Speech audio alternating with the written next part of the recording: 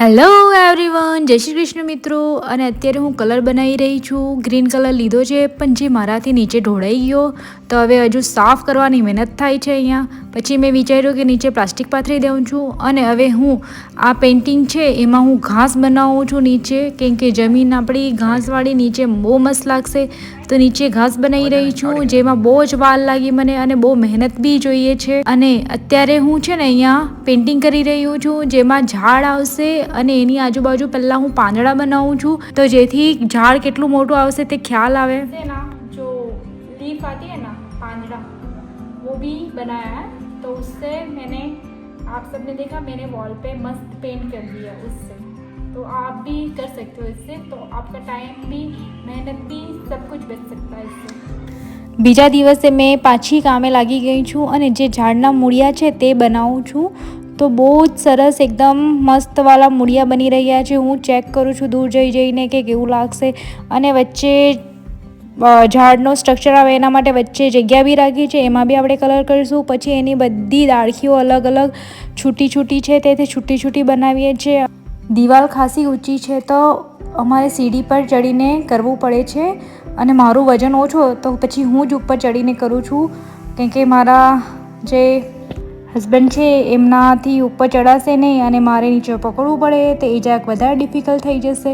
તો એવી રીતે અમે કરી રહ્યા છીએ અને જો બહુ સરસ લાગે છે.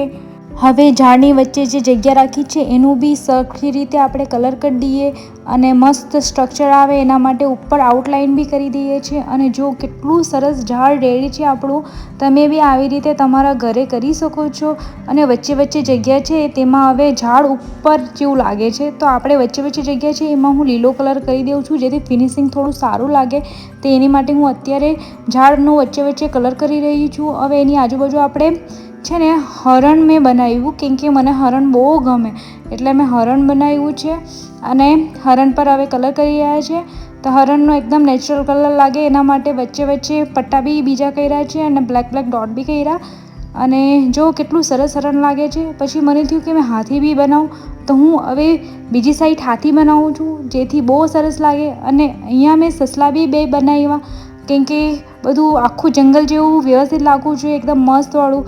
આપણે ઘરની બહાર નીકળીએ તો એકદમ મસ્ત લાગવું જોઈએ. તો એના માટે મેં સસલા બી બનાવ્યા, હરણ બી બનાવ્યું અને હાથી બી બનાવ્યા. તો આવી રીતે પેલા સસલાની આઉટલાઇન મસ્ત મેં આપી દીધી ને પછી અંદર મેં કલર કરી દીધો. તો જો કેટલું સરસવાળું પેઇન્ટિંગ લાગે છે, તમે જોઈ શકો છો, બહુ જ સરસ લાગે છે. અને સસલા મને છે ને હવામાં હોય ને એવું લાગે, એટલે મેં છે ને ઘાસ થોડું હજુ ઉપર કરી દીધું, તો સસલા અદ્ધર નહીં લાગે. એના માટે છે ને મેં નીચે હવે કલર કરી દઉં છું, તો જેથી છે ને સસલા જમીન પર હોય એવું લાગે એમ. તો સસલા, હાથી અને હરણ બંને જરાક હવામાં જેવું લાગે છે, તે નીચેની સાઈડથી આપણે સરખું કરી દઈએ છીએ. જો સસલા કેટલા મસ્ત સફેદ બહુ મસ્ત લાગે છે સસલા. તો હવે સસલાની નીચે આપણે ગ્રીન કલર કરી દઈએ, જેથી ઘાસ મસ્ત લાગશે. અને પછી આપણે હરણના નીચે બી કરી દઈશું અને હાથીના નીચે બી કરી દઈશું. તો આવી રીતે ધીરે તમે બી ઘરે પેઇન્ટિંગ કરી શકો, જે ખૂબ સરસ લાગશે. અને એમ તો કંઈ કરવાની જરૂર જેવી નહીં હતી, પણ મને ઈચ્છા હતી તો મેં કરી દીધી. તમને બી ઈચ્છા હોય તો તમે કરી શકો. તમને લોકોને અમારી આ પેઇન્ટિંગ ગમી હોય તો લાઈક કરજો, સબસ્ક્રાઈબ કરવાનું ભૂલતા નહીં અને કમેન્ટ કરજો. અમે બીજા વિડીયો બી આવા મસ્ત બનાવશું, પણ જે મને પેઇન્ટિંગ ગમશે તે જ હું બનાવીશ. હવે આ ફાઇનલ પેઇન્ટિંગ થઈ જશે. મારે છે ને આ આખો એરિયો છે, જે અમારી પાર્કિંગનો એરિયો છે, તે આખો ડેકોરેટ કરીને નવો કરવાનો છે.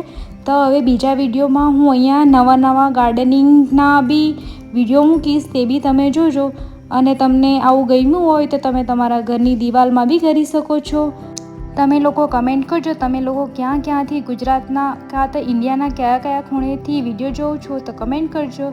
બાય, મિલતે અગલી वीडियो में.